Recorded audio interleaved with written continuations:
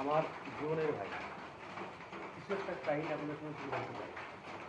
কিন্তু তার আগে আপনারা আমার জন্য দোয়া করবেন, আর সবাই একটু ভালোবাসা দিবেন।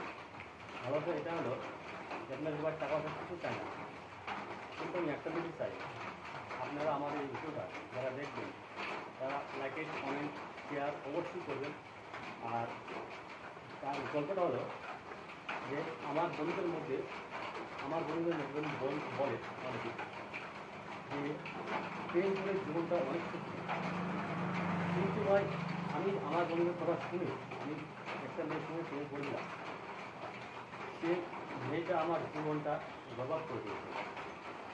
হ্যাঁ, তাই বলছি ভাই, জীবনটা মানে বরবাদ কেন করে দিয়েছে সেটা আমি জানি না, কিন্তু আমি ধরেন দেখতে চেয়েছিলাম মানে